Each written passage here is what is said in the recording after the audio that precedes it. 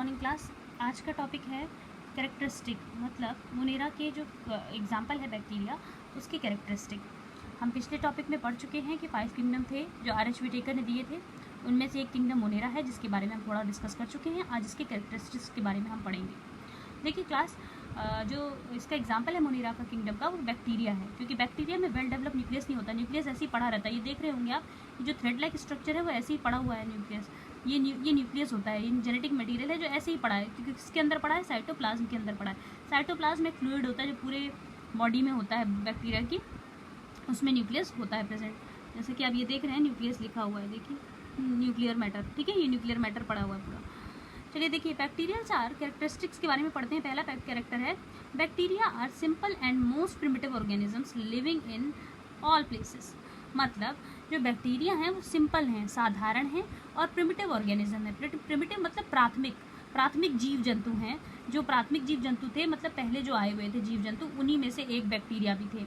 Living in all places, ये सारे places में पाए जाते हैं, ठीक है। हवा में, पानी में, फूड में, आपके खाने में कभी कभी बैक्टीरिया प्रेजेंट होते हैं, ठीक है, फ्रूट्स में, वेजिटेबल्स में, तो इन सब जगह आपको बैक्टीरिया देखने को मिलते हैं। तो ये तभी लिखा हुआ है कि living in all places. Second point है they have a rigid cell wall and are thus considered as plant.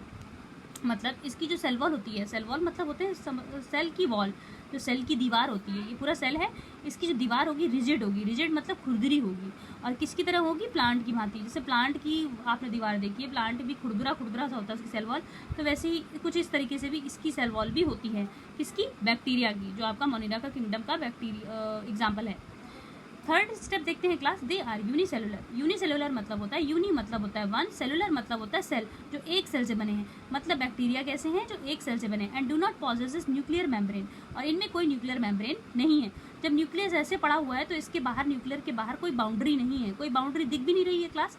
जो अगर बाउंड्री होती न्यूक्लियस के बाहर तो आप कहते हो उसे न्यूक्लियर मेम्ब्रेन, लेकिन न्यूक्लियर मैटर तो ऐसे ही पड़ा हुआ है, तो इसमें न्यूक्लियर मेम्ब्रेन नहीं है। मतलब न्यूक्लियर के बाहर कोई भी परत नहीं है, तभी यहाँ लिखा है and do not possesses nuclear membrane.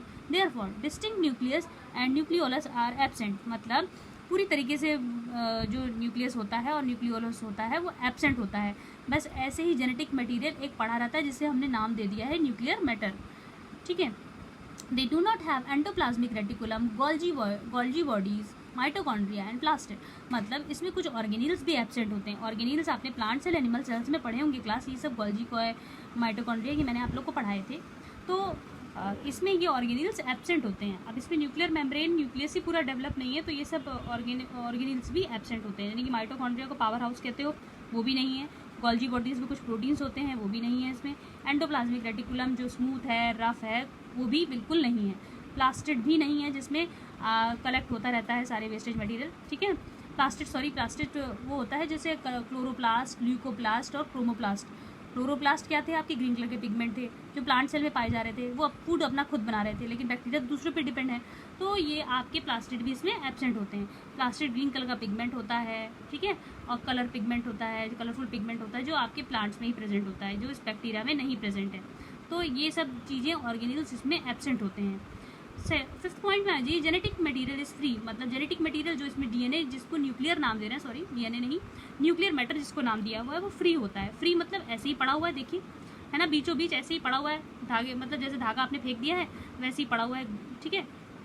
किसी फॉर्म में नहीं है, ना इसके बाहर कोई मेम्ब्रेन है जो इसको अच्छे कलेक्ट करके रख रही है। जैसे आप बॉक्स में पेंसिल रबर अच्छे से रखते हैं, तो न्यूक्लियर मैटर इसके शरीर में ऐसे ही पड़ा है, ना कोई मतलब इसमें कोई फिक्स प्लेस है ना कुछ है, ऐसे ही पड़ा हुआ है, ठीक है। तो जेनेटिक मटेरियल इज फ्री, तो तभी लिखा है जेनेटिक मटेरियल जो है, जिसको आप न्यूक्लियर मैटर नाम दे रहे हो, उसमें वो फ्री पड़ा रहता है। डीएनए और RNA is not surrounded by a membrane. मतलब डीएनए आरएनए होगा, लेकिन वो भी किसी मेम्ब्रेन से सराउंडेड, मतलब वो भी किसी मेम्ब्रेन मतलब परत से नहीं ढका होगा, परत से घिरा नहीं होगा, वो भी ऐसे ही पड़ा होगा इसके अंदर, न्यूक्लियर मैटर के अंदर कहीं।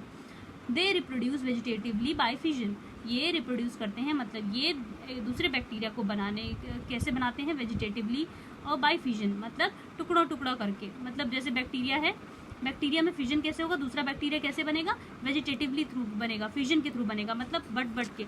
जैसे ये बट गया, जैसे अमीबा में आपने पढ़ा था फिजन होता है, अमीबा में देखा होगा आपने, अमीबा 2 भागों में बढ़ जाता है तो उसको फिजन कहते हो, बाइनरी फिजन। तो वैसे कुछ बैक्टीरिया में भी होता है, फिजन होता है जिससे 2 बैक्टीरिया बन जाते हैं, ठीक है। हाफ में बट के 2 बैक्टीरिया बन जाते हैं। Bacteria can live without oxygen, bacteria मतलब ऑक्सीजन के बगैर भी रह सकता है। Can survive in extreme cold, ये बैक्टीरिया एक ऐसा मतलब जीव है, ऑर्गेनिज्म है जो कि बहुत ज़्यादा ठंडक में भी सर्वाइव कर सकता है, रह सकता है। In a very high temperature and drought, मतलब कहाँ रह सकता है, हाई टेम्परेचर में भी रह सकता है, हाई एक्सट्रीम कोल्ड मतलब बहुत ठंडक में भी रह सकता है, ड्रॉट मतलब सूखे में भी बैक्टीरिया सर्वाइव कर जाते हैं। क्लास ये थे आपके कुछ कैरेक्टरिस्टिक्स। आई होप आप लोगों को ये कैरेक्टरिस्टिक्स समझ में आए होंगे। चलिए अब हम इसका नेक्स्ट टॉपिक पढ़ेंगे जो है आपका type of bacteria on the basis of shapes. हम शेप्स के बारे में पढ़ेंगे बैक्टीरिया के next video. Thank you for watching this video. Do not forget to like, subscribe and comment this video.